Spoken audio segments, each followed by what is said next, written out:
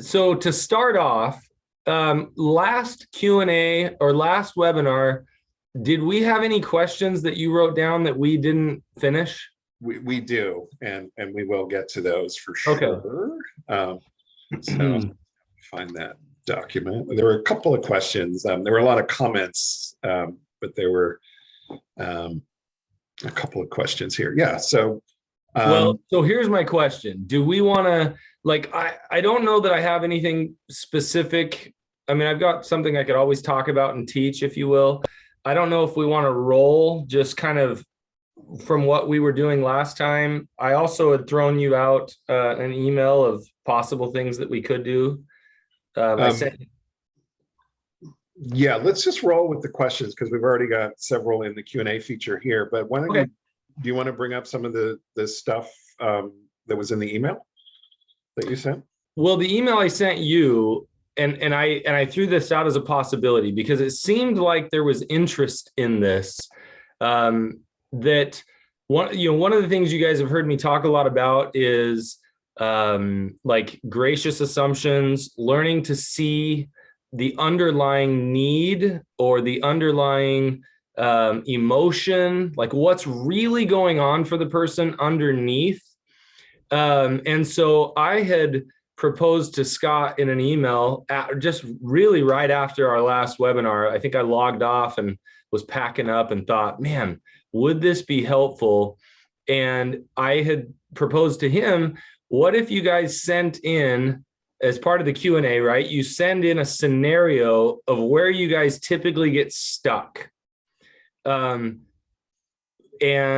we could dive into the possible underlying emotions, the possible underlying needs. What's the message underneath, that's the attachment bid underneath that's being sent? And I could, Scott and I could kind of deconstruct those a little bit and see if we can get into what they are. It would be, the tough part is that I can't check them in with you and your partner to find out if that's really what's going on, but it seemed like it might be helpful. As not so that you guys can learn how to say things better, but so that you can learn how to hear differently and check in what you're hearing before you react and escalate conflict, if that makes sense. Which I think is a great idea. So what I'm going to suggest is I'm going to just put my email in the chat feature. So anybody can email me with a scenario. I'll share it with Matt so we can prep a little bit. And maybe build a webinar around someone's scenario, which would be really kind of cool and fun, I think. So, or multiple scenarios, right? Just depending on what you guys think. It was just a thought that I had, and maybe it crashes and burns, but hey, you don't do awesome things in life without taking risks. Yeah. So I put my email in the chat feature, and email me some scenarios and we'll give this a shot, because I think it would be very, very fun and interesting. And if nobody does, then we won't do it. So, yeah, then it will be obvious. So do you want to just, you want to just do a straight up Q&A today then? Okay. Hit the questions from last time, and we'll see what other questions pour in. You guys have been throwing some questions out all right, which is good. All right. Do you agree that we should stabilize safety in the relationship, perhaps seek couples counseling before seeking individual therapy? This is a great question. This one's tough because, creating stabilization or safety in the relationship, depending on what the problems that are going on in the relationship, like if somebody is dealing with an addiction, for instance, a lot of times I always come up with strong words in my head, and then I want to find out if I'm backing those off at all. It's almost impossible to create stability and safety in a marriage when somebody's in an addiction, right? You guys know what this feels like, any of you betrayed partners out there, and really even somebody struggling with an addiction, right? Like, you feel how unstable it is when you're in the struggle.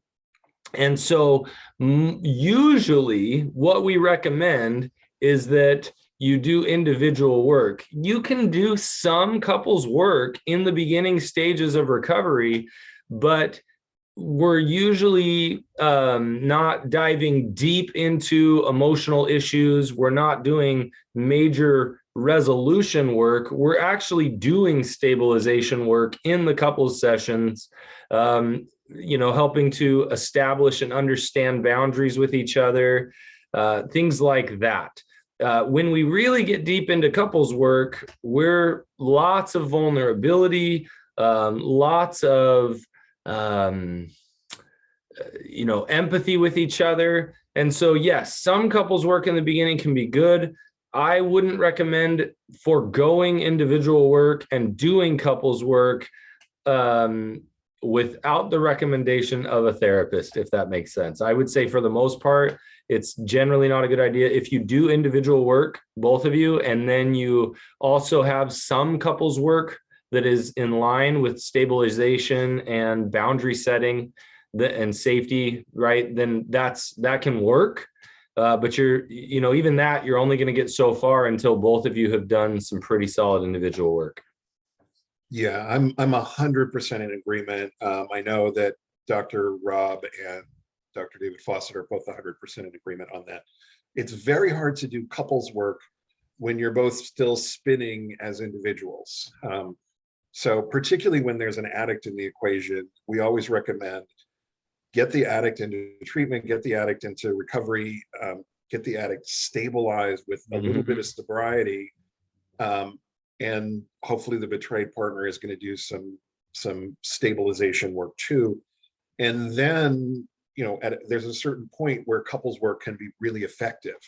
But the individuals tend to, particularly the addict, tend to need to get out of the addiction, basically. I have trouble being in a relationship if my primary relationship is addiction. So I need to get out of that so that I can actually start focusing on and being present for couples work emotionally and even intellectually. So yeah. Absolutely. So, okay. Various 12-step groups that I've attended, and I'm going to guess Codependence Anonymous is the big one here. All state Detached with Love. Isn't that going against Prodependence? Yes, it is, by the way. Matt, your question. So I guess I need you to ask it again. This person has heard the advice Detached with Love in various 12-step groups. How does that mesh with Prodependence? Does it mesh with Prodependence? Does it go against, etc.? This is such a, how about this? If I were to make a gracious assumption on the statement detached with love, what I believe detached with love really means is learn to have an appropriate amount of distance from this person while they're in recovery.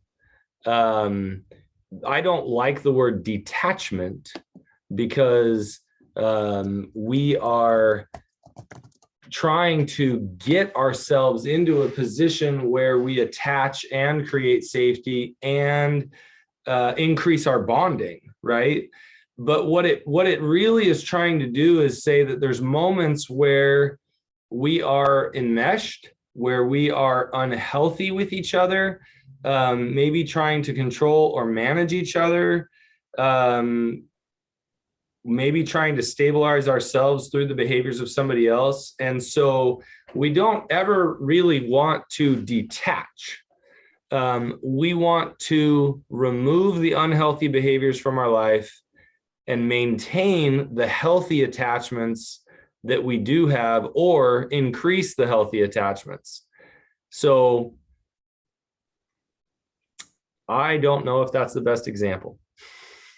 I read it, the kind way to understand the statement detached with love is set good boundaries, set healthy boundaries, and stick to them. The less kind way to read detached with love is walk away from the person in need. And this is one of the reasons I can tell you that Dr. Rob wrote the book Prodependence, Right. is so many loved ones of addicts were being told, no, you just have to walk away and let them sink or swim on their own. And if you're Right. the Essentially, parent of an addict, you're saying, I can't, it's my child, or the it's my husband, or, you know. yeah, the message that we get is almost like, okay, if I love them, I will abandon them so that they can learn what they need to learn and recover. And I'm not sure. I mean, again, the gracious assumption here is that I don't think that those who say detached with love really mean that, but that is so easily the message that is heard. Yeah. Abandon your loved one. It's what's best for them. And when you do that, it'll help them hit rock bottom. And then they'll come climbing out and become the healthy person they need to become. And I just don't think I don't think we need to abandon them for them to hit rock bottom. Yeah, and Prodependence, it basically just kind of changes the language. And it says, you know, continue to love that person, continue to support that person, continue to help that person, but let's find some ways to do it a little more effectively. Let's pull you out of controlling mode, and unless that person really is completely incapable, and then you might need to be a little controlling, particularly parent-child relationships. But let's get you into a mode where your help is going to be more effective.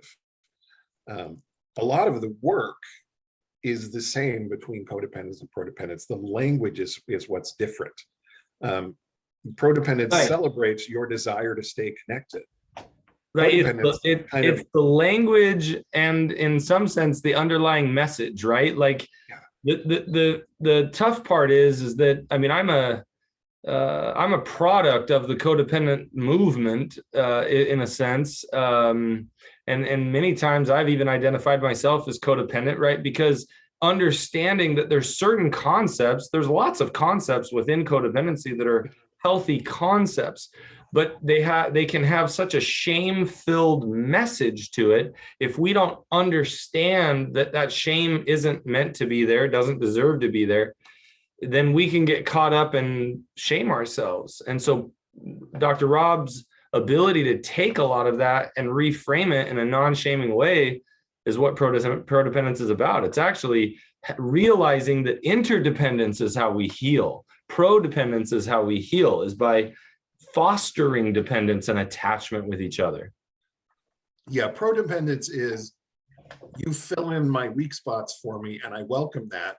And I fill in your weak spots for you, and you welcome that. And we celebrate each other's strengths. You know, that's a prodependent relationship.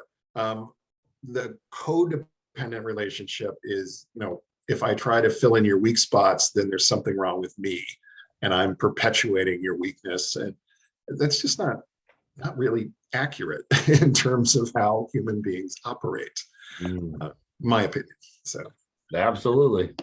Yeah. Okay, this is somebody who wants to know, progressing towards sex after 90 days. Were you were going to dig that up? And oh my gosh, I totally forgot about that. I am going to highlight that and email you. I should have emailed you because I meant to, and I'll let you dig it up, and I'll try and put it on the website on Matt's page if it's able to be done, because it's someone else's, right? Well, it's mine and Kim Buck's. Okay. So what I need to do, run it by Kim, is run it by Kim. I don't think she's gonna care, but I need to ask, because that would be that's the well. And the other thing is, to do. let me actually frame it this way, because this would be a great way. This would be a great example of throwing your partner under the bus. Because here you hear me saying that I don't think she's gonna care. But the truth is that I might talk to her and she might say to me something that I go, oh yeah, I don't want to share that either. And so if I don't share it, it's not because Kim was the big bad meanie. I will be just as accountable. So hopefully I modeled for you guys what that looks like. Well done. If it is able to be shared, I will pop it up on the website on the landing page for Matt's webinar, so it'll be easy to find.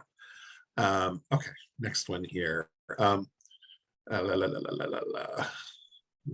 Okay, just thank yous. Okay, well, you're all welcome. A lot of thank yous at the end of last session. We must have had a really good session. Man, we nailed it on that last one. We were great last week. Boom, we're out. Okay, so let's jump into this week's question. My sex addict husband and I were watching TV together. Although he noticed I was becoming quiet and assumed I was getting triggered, he didn't say anything to me or ask me how I was doing. I want him to be proactive in connecting with me and caring for me when I'm triggered, but I'm wondering if his shame prevents him from doing so. Any thoughts on how we could work through this? FYI, married 40 years, discovery in June, full disclosure and polygraph in November, comprehensive recovery work ongoing, including CSAC. Good for you for all of the work that has been done. Yeah, you guys are doing great work. Okay, we're gonna dive into this one. I'm gonna pick it apart. Let's see here. What parts there were several things that were standing out to me. I'm gonna start with, I'm wondering if his shame prevents him from doing so. So first of all, one of the things I've talked about on here is like the roles we often get into as the pursuer in the relationship and the withdrawer in the relationship, and how both of us, if I'm pursuing, I'm trying to get connection. I'm trying to not feel lonely. I'm trying to reach to my partner so that I feel fulfilled. According to the withdrawer, I'm seen as the emotional one. I'm seen as the often intense, irrational one, right? And the withdrawer often seems kind of flat, seems maybe still-faced a bit. And so it's interesting because if I were looking at just the statistics, the chances are if your husband, who is also a sex addict, most likely, stereotypically, is a withdrawer and also not only just withdrawer, but conflict avoidant, right? We don't get into an addiction without being conflict avoidant in our lives, usually. And so you're saying, how come he didn't say anything? How come he didn't ask me? I want him to be proactive in connecting with me and caring for me when I'm triggered. Well, you might ask him in those moments, what are you feeling? What are you experiencing? It might be shame, right? That's a good possibility. It could just be fear.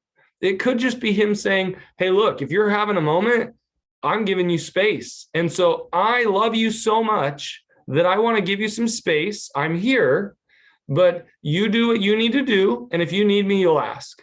And they believe that they are actually being proactive and not running away and not being conflict avoidant because they're staying present while you have this experience, right? For them, they might be thinking, man, I'm knocking it out of the park. I'm doing great. And so is it fear or shame rather? Yeah, it totally could be. It could be him, whether it's internal shame. Oh my gosh, I'm such a bad person. She wouldn't feel this way if I hadn't done these things. And then he's not able to be empathetic and present for you if he's in his shame. Or it could be external shame. Oh my gosh, she thinks I'm such a terrible person. She doesn't want me close to her right now, so I'm going to give her the space, right? What exactly is going on? Great question. The only way I would know is if I asked your husband. And any thoughts on how you can work through it? Yeah. Take what I just told you and explore together.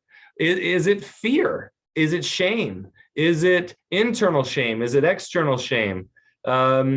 Is it true that he might actually be trying to be respectful and give you space, and that's his way of actually being present for you? Or is that him saying, I don't know how to get any closer. It's terrifying for me, right? So take what I just told you and explore that. Best thing you can do is ask questions. The toughest part about a pursuer is they will often tell me, I ask questions all the time. He withdraws even more. He feels like he's being interrogated. So then it's, hey, I want to ask you questions, but I don't want you to feel interrogated. How can I ask you questions so that you don't feel that way?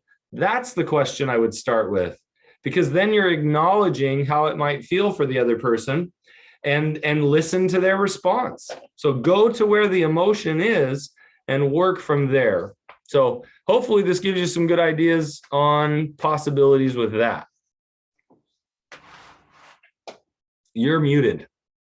I was just like, it sounds so simple when Matt explains it. So I do have a follow-up there. Should this individual make it known that she would like her husband to be more proactive, like not in that moment, but maybe as part of this discussion? Like, I really would like it if you. Based on reading this, my guess is she's totally done that, right? Probably. And I don't think there's anything wrong with it, but I'll give you an example. If my wife said to me, build me a piano, I wouldn't even know where to start.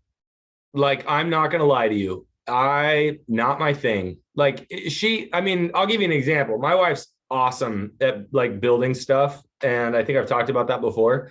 She asked me to help her hang the front door and put a new front door in. And we did that. But she knows better than to ask me to do it for her. She says, help me while I do it. And sure, lo and behold, she does it. And it's awesome. And I help her. And I often say, what do you want me to do next? What do you want me to do next? Anything else you need me to do? Right? When we have something that's outside our skill set, somebody can tell us all day long, you need to be more proactive. And most likely as a pursuer, you've even said, here's some ideas for you to be more proactive. Then you have to go, hey, I've given you ideas. It doesn't appear to me that you're being proactive. Is there anything you are doing that in your mind is proactive? And if not, with the ideas I've given you, how come you haven't used any of those? Right? Because what we're trying to figure out is what is preventing this individual from engaging the way I want. And sometimes telling somebody to do something, we think it's simple, just do it, as if they have the skill set and they're good at it and they're just going to do it as soon as we tell them. Well, I hate to tell you, you guys, as I'm talking about this, you know how incredibly difficult that is. There's certain skill sets people don't have. And so that's more of the approach I would try to take and go from there. Yeah, and I'll just point out, we're what, 8-9 months into recovery here. I mean, Discovery D-Day was in June of last year. So the fact that you can sit on the couch and watch TV together is actually huge. And, you know, he's probably, I mean, I'll just defend us addicts for a moment since I am one. You know, we come into this with zero skill in this area. I mean, we have no active empathy buttons. We have no ability to read other people. We don't even know what our own emotions are, let alone yours.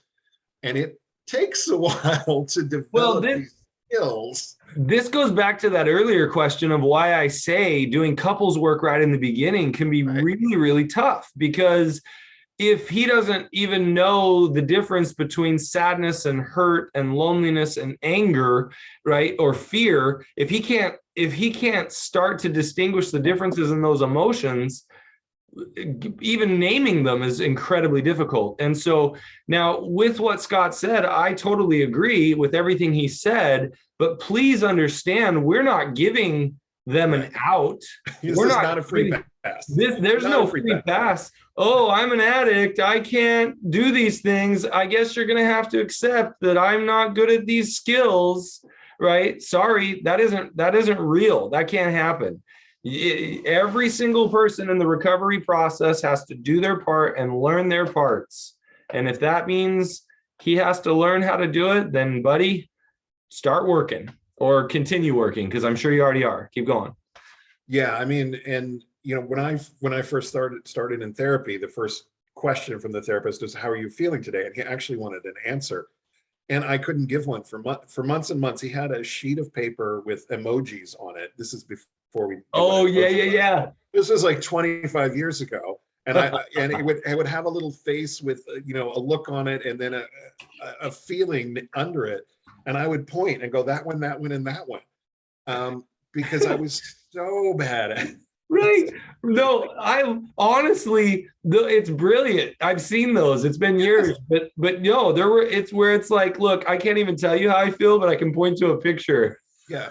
Yeah. No, that if I was making a face, that's the face I'd be making. Yeah.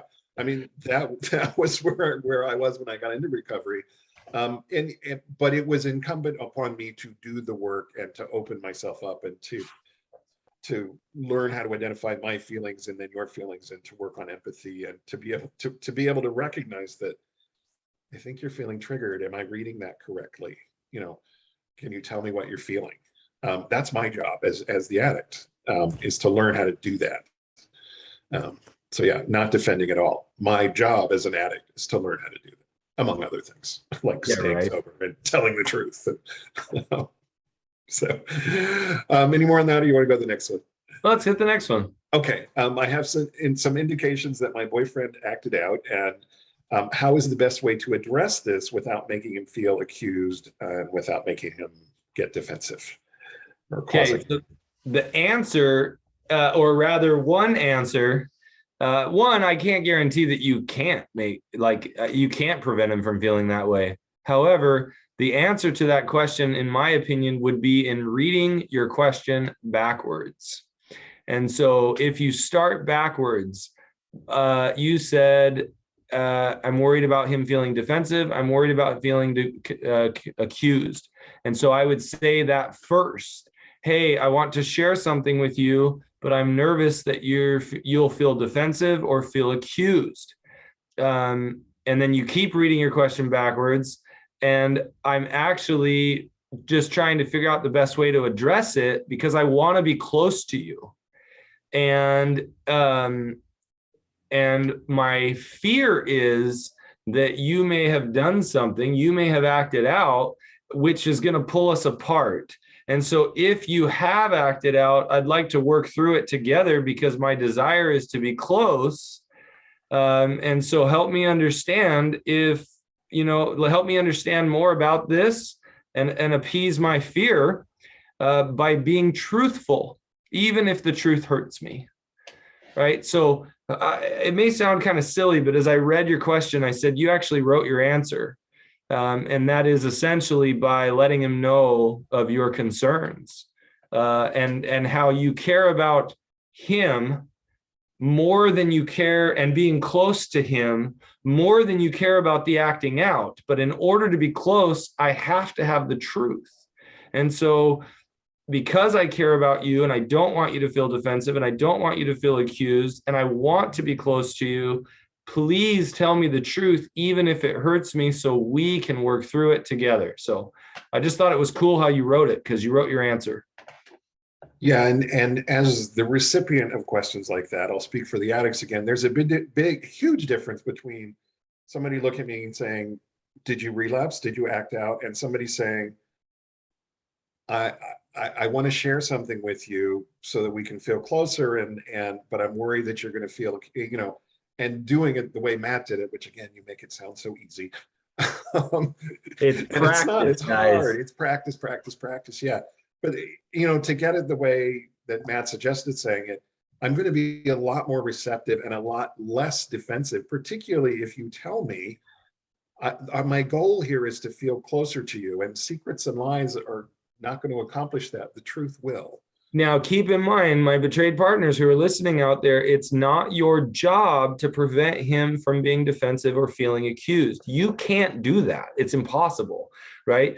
Now, you can care enough about them that you don't want them to feel that way, but do not take on the personal responsibility of managing his emotions or her emotions, feelings, or whatever, right? In this case, it was a him, but don't, when we talk about this, be careful that you don't think, oh, crud, I didn't say it right. I didn't do it right. It's my fault. And don't take the blame if he or she tries to throw it on you, because it's not true. Well, if you would have said it different, and it's like, no, yeah, maybe I could say it differently and it might help, but it's not my responsibility to parse everything out so perfectly that you never get hurt. I mean, I hate to say it, you're a grown person. Now, I hope everybody understands what I mean there. I have a ton of compassion for both parties, but I want my betrayed partners to not take that on. Yeah, and I couldn't agree more. I go back to the serenity prayer. This is one of the things that got harped on for me in the first year of my sobriety. God grant me the serenity to change the things, or the serenity to accept the things I cannot change, which is you and your thoughts and feelings and actions and reactions. The courage to change the things I can, which is me and my thoughts My and thoughts and feelings feelings and and actions. actually, and the wisdom to know the difference.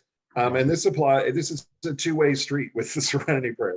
And that leads us to our next question, which is the flip side. This is the sex addicted husband. I want to be transparent with my wife, but I'm afraid of causing her to have a traumatic, it says rage, but I'm going to say reaction because rage has a negative connotation. Yeah. And to a withdrawer who sees almost sometimes any emotion looks like rage and is terrifyingly scary. And granted, the betrayed partner here might truly be in rage, and it might not be healthy. Either way, the concern is valid. So he wants to know how he can communicate without causing a traumatic reaction. And we just said, can't control a reaction. But what is the best way to approach it? Okay, I'm reading the question backwards. It's the same thing. It's essentially, hey, I'm nervous and worried about sharing something, about being transparent with you and causing a traumatic response that is I know from a lot of hurt that I've caused you. And I don't like seeing that hurt. And so in the past, I haven't been as transparent as you deserve and as I need to be. And so I want to open up to you and be transparent with you about some things. And I'm wondering if now is a good time. And I realize that whether you have a traumatic response or not, it's not something I should be controlling or managing for you. So I hope there's a lot of nuance there. And the nuance is when it's time to be transparent, and depending on what it is, if you've done something to hurt your partner, you tell them. You don't have the luxury because of your action to manage their emotional state by not being transparent. But what you do have is the ability to ask them when they want to hear it. Even if you're like, well, my concern was accurate, you went into a traumatic response and rage came out. Now you could say, hey, your rage isn't appropriate. Like, it's not okay to break things. It's not okay to call me names. It's not okay to hit me, right? Like, that's never okay. However, I'm going to continue to ask you if you're ready to hear something, and you need to let me know whether or not you really are, and I will not withhold from you. But if you're not in a place where you can manage yourself, then here are some of my boundaries, right? So you need to be very transparent about all of that. Does that make sense? Scott, do I need to clarify any of that anymore? Or was that clear enough? I think that's a great answer. And again, it always sounds easy when you say it. I'm just on that kick today. God, it sounds good when Matt says it. So, well, I mean, really, if you guys don't know this, all I'm doing is slowing everything down. I mean, it's the hardest thing in the world to learn how to do that. And so it's like, all I'm doing is a quadruple backflip. And you know what I mean? It's like, I realize it's not easy, but if you notice what I'm doing, I'm taking the situation, I'm slowing it down and pulling it apart, and I'm talking about it in chunks, if you will, and starting with the most important pieces, which the most important piece is how much I care about you, how much I care about us. And I'm proceeding with the truth, even if it hurts you, right? So everything I'm doing and sharing here is about emphasizing the importance of the relationship, emphasizing how much you matter to me, and what my hopes are, and I'm moving forward. So Yeah, and I mean, these are sort of principles of emotionally focused therapy, along with other things you've picked up along the way. Um, absolutely. yeah. Um, so you can read about EFT. So good. What's the best book? Sue Johnson, Hold Me Tight. Hold Me Tight by Sue Johnson is fantastic. She kind of afterwards wrote another book called Love Sense that kind of is a precursor to it, which she walks through in Love Sense, like why attachment is important, why we need connection and whatnot with each other. Um, and then Hold Me Tight, I'm not going to lie, I've said this over and over. Hold Me Tight is hard. It is a hard book to understand. I probably listened to it because I'm more of a book listener at this point in my life. I probably listened to that book 3 times before it made sense to me. And I just kept listening and I kept listening. And suddenly things just started going, oh my gosh, that makes so much sense. And so don't get discouraged. That book is hard, at least for me. I mean, hey, if you guys get it on your first try, good for you. And you want to throw me some credit that maybe I helped in that process, awesome. But the truth is, don't give up. So Hold Me Tight's really good. The book I Hear You teaches some good principles. Like there's a lot, I Hear You by Michael Sorensen. There's a lot of books that teach these skills. And the thing that I'm good at is I've put these skills together. Like, and it's about combining all of these skills and realizing what works to help the other person attach and feel safe to us, even if we're telling them something terrible. Yeah. And I'll just second what Matt said about Hold Me Tight. The first time I read that book, there were like lines where I literally scribbled them down. I'm like, oh my God, she's in my head.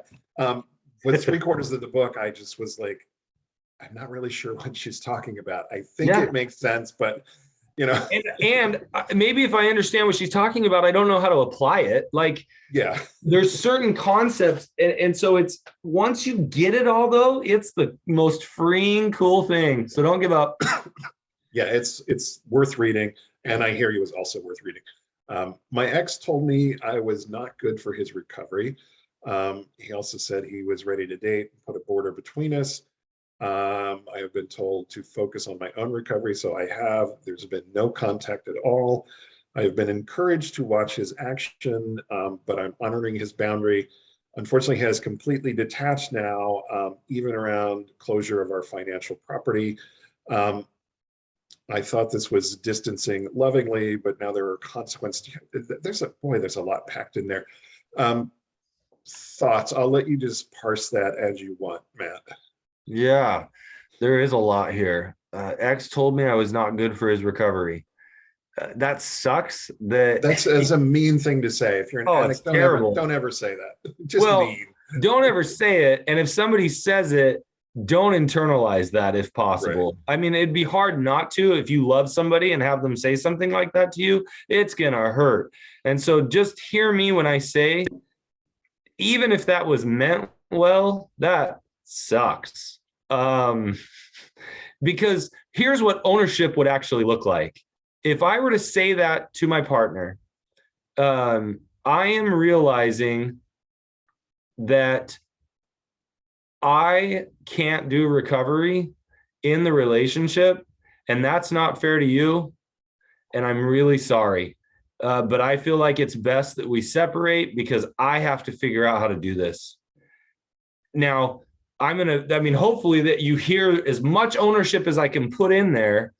Now, what his judgments are that he can't do recovery in the relationship, I'll never know, right?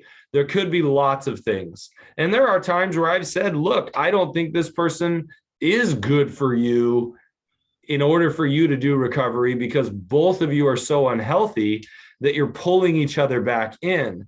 I'm not going to make that judgment here because if I'm being honest, I have no clue what went on for you guys. But for instance, I've seen couples who are both addicted to drugs and one gets sober and then they get back together and the one who's not sober makes it easy for the sober person to use drugs again, right? Like, so that would be one example that is very generalized. And then you said that he was ready to date I think that means date other people and sort of put a border in this relationship. So, Um, but I'm not sure if I'm reading that right. it is interesting because if somebody told me that they were divorcing their spouse because they're not good for their relationship, and or ending the relationship, not even divorce, ending the relationship because they're not good for their recovery, rather, my response would be, then you have no business dating. If you can't stay in the relationship and do recovery, then you don't have any business being in a relationship and doing recovery. Like, trust your instinct. If that's your instinct, then live with it. I mean, that we've talked, I remember a couple of webinars ago, Scott talked about get a plant. And if after a month the plant is alive, get a cat. And if after a year the cat's alive, get a relationship, right? And the whole concept there is show that you can work with what something that doesn't have huge negative consequences. And so I guess I have a little bit of judgment coming up there that if your ex told you they're ready to date, but not be in a relationship with you, that just feels gross. I have also been told to focus on my own recovery. I don't care who says that. I think that's good advice. So I have no contact at all. Yeah, don't hate me. If you guys are exes, if you don't have kids together, I don't know why you'd have contact. Like, if the relationship is over, focus on building healthy relationships. If you don't have any reason to be together, focus on healthy relationships. I realize that gets a little more complicated because it sounds like you have financial property together, but let's go to that in a second. I have been encouraged to watch his actions. I don't know who's telling you to watch his actions and why. I don't know that I can even comment on that. I am honoring his boundary, but he has completely detached now, even around closure of our financial property. So like finalizing financial property. I mean, to me, that sounds like you need a lawyer. Like, I don't know, Scott, if that makes sense. That's kind of how I'm reading it. It's if a relationship, the first two words are my ex, that's a pretty good indication that this relationship is over. And it might, but again, we don't have all the information. We have what's in this question. So this could be a lot more complicated, and it's already. Oh, you know what? Somebody said down at the bottom, it says, yes, date other person and a border as far as like a country border between us. Oh, okay. They're in different countries. Yeah, you got some complicated stuff going on here. Yeah.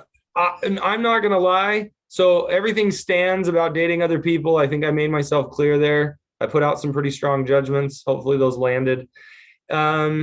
Honoring a boundary, completely detaching. Yeah, I would leave this up to a lawyer at this point and leave it up to the law. Because if you are in different countries, and I don't know that I would watch his action at all. I would watch his action according to what my lawyer, and if it's not worth getting a lawyer involved, then you might have to let go of the financial property. Like, if it's not worth paying a lawyer to get involved, and you would spend more money on a lawyer than you would on the financial property, you might have to write it off as a loss just for sake of your own sanity, right? I can't give financial advice. I can't give legal advice. But as far as from a mental health perspective, gosh, I would look at that and go, if he's completely detached, and then I'm looking at how much is that financial property an issue? Is there a liability that's going to come back on me if that's not resolved? So it might be worth the money just to prevent some type of legal liability or something. But yeah, I mean, those are some tough things you've got to weigh out, but I'd absolutely consult with a lawyer and leave that person alone. Respect their boundary. Don't watch their actions and stay away and start finding healthy people to form connection with. And yes, continue your recovery, because that sounds yucky. Yeah. And I agree with Matt. It sounds yucky. You deserve better. I'm glad you're here. You deserve better. Yeah, absolutely. So everybody deserves better. Scott, you're my favorite addict. Well, thank you. I just wanted to read that out loud. I need a little ego boost today. Once, you know. I, I love how you read that as if you read it for the first time. But I swear you've been like, I'm reading this next. I'm reading Oh this yeah. next. Oh yeah. I'm going to save that one for next week too. This is an ego boost for Matt. Matt, can you please write a book giving us all these startup conversation props so we can start our conversation with non-defensive words? The way you go into conversations sounds great. So, and by the way, I am going to pry a book out of Matt one of these days. I'm going to get him down in front of a computer and have him start writing. I hear you're quite the editor. I sometimes. So let me just comment to this.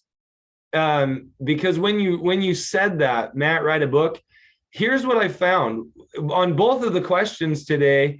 I want to say this to my partner, but, and then you write out what you're afraid of. If you guys started doing that, write down what you want to tell and why you're worried about telling it. You're going to write your answer, because the reason you're worried about telling it is what you want to take to them first. And the way that I teach this to people is I say, like, somebody will come in my office and sit on my couch and they'll say, I want to say this to my spouse, but I'm worried about X. And I'm say, oh, well, have you told them you're worried about X? And then they'll say, well, I would, but then I'm worried about this. And I'm like, oh, well, have you told them you're worried about this? And then it's like, no, but if I did that, I'd be worried about this. And they're actually parsing it out in the order that they should go. And when you get to the point where you're at the very bottom and you're like, oh, I could tell them that. Well, then tell them that first, and then slowly work your way back up each level. And it's actually a technique that I think is pretty fantastic. Write out all the things you want to say and all the things that are stopping you, and then just slowly go in that order. Give them the last one and see what happens. If they respond well, then move up to the next one, and then the next one, and the next one. Can you talk a little bit about addicts and how we're shame driven, and how that shame from our early life causes us to keep secrets and lies? Yeah. So I resent you, because it's not just addicts that are shame driven. There's I'm just messing with you, but no, the truth is addiction. There is so much of a correlation with shame. And so if we're talking about addicts and sharing with an addict something, then the truth is shame is our biggest barrier to empathy, and empathy is where connection comes in, right? And so if I want to get connection with somebody, I have to essentially approach their shame and acknowledge that I see it and I don't judge them, and that I actually understand them, and that they're not bad to me, but that we need to address this, and it might trigger their shame because I want to be close to them. But somebody struggling with an addiction, yes, they started off in life wondering if they were lovable, wondering if they were enough, wondering if they are acceptable, or if they're wanted or desired by other people, right? There's so many variations of shame. And in fact, if you look at like the traditional understanding of narcissism, it is a shame-based disorder that can't be healed, right? That essentially, that's at least what the major theory is that a personality disorder can't be healed. You just have to learn to manage it. And so narcissism, for instance, is at its root, the person does not feel like they are good enough and lovable, and nothing you can do and nothing they can do will actually resolve that. They just have to recognize that that is their existence and learn not to react off of that shame. And that is not easy. And I'm not an expert on narcissism. If you need help with narcissism, look for somebody who specializes in that. But what I'm saying is we develop this shame, and then we look for a coping mechanism to numb, calm, and soothe our shame. So we develop an attachment to something. sexual compulsivity, drugs or alcohol, gambling, right? Come up with anything that becomes compulsive or addictive or whatever, and we develop our attachment there. So when somebody comes to us and says, I will love you, and I do love you, and I am attaching to you, and I long to be with you, somebody with an addiction says, yeah, no, that's not possible. If you really knew me, if you really understood, I know the truth here, right? And so we, as somebody, let's say, not struggling in addiction, go to somebody who we love that has an addiction, and we say, I love you and I want to be close to you, right? They are like in total disbelief. It's like saying to them, play a concerto on the piano. I don't even know if I said that all right, but play this, and they're like, yeah, that's not possible. That's never going to happen. Well, the truth is you can learn. And it's like, woo, it's going to be really hard to learn. Yes, it is. We call it recovery, and it sucks, and it's amazing. Yeah, I mean, my core belief is if you know the real me, you will run screaming from the room like your hair is on fire. You won't be able to get away from me fast enough. That is the message that rattles around in my head 24/7, 365 since I was about 5 years old, if not earlier. So if somebody comes and says, I love you, I want to be close to you, my thought is, you love the facade and want to be close to the facade. So I'm going to only ever let you see the facade, the fake me. You're never going to know how crazy I am and how defective I am and how unworthy of you I am. And that means I'm going to lie and keep secrets and do denial. And I'm going to shut down emotionally. And,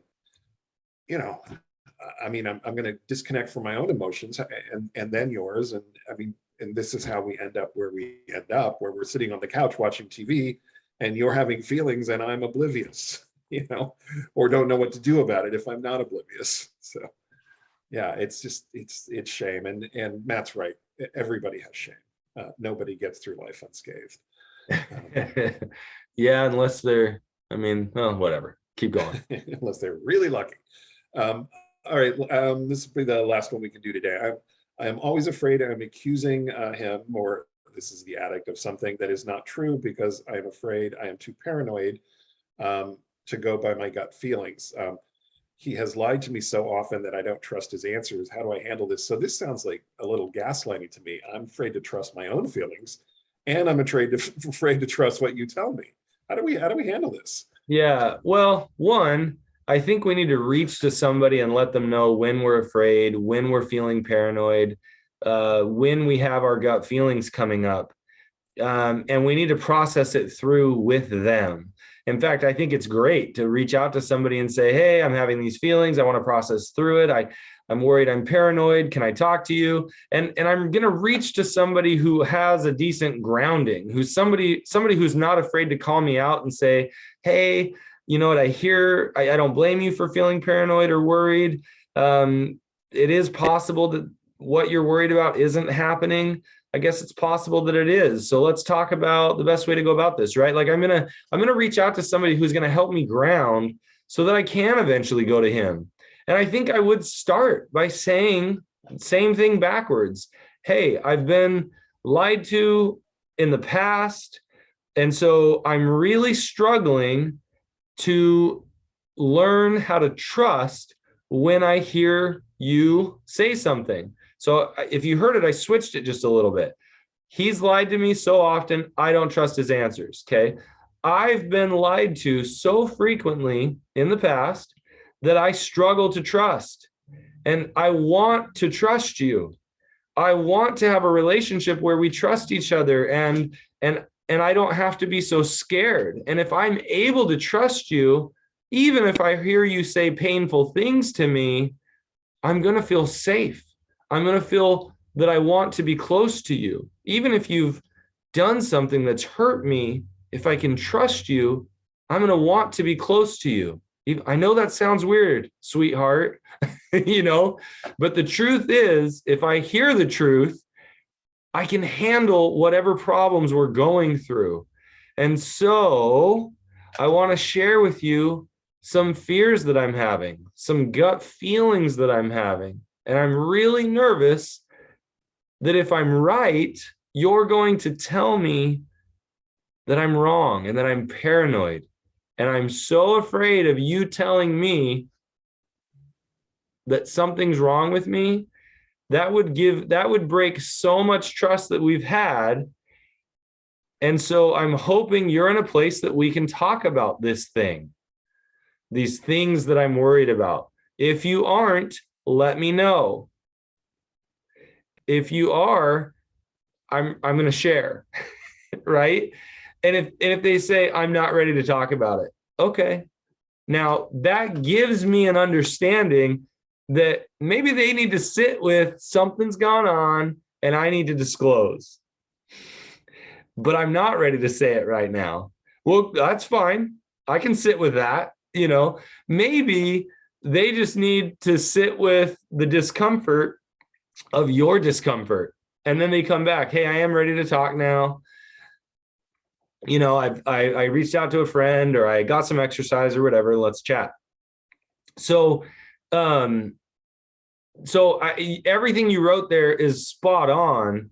I'm going to do the best I can to take ownership of that concern while not blaming or telling them that they're the problem, while at the same time showing that I have valid reason because of our history of this, but I'm not going to do it in such a way that's like, because you're such a dirty liar and you've lied to me so many times and you're never going to get your act together, right? I'm not going to approach it that way.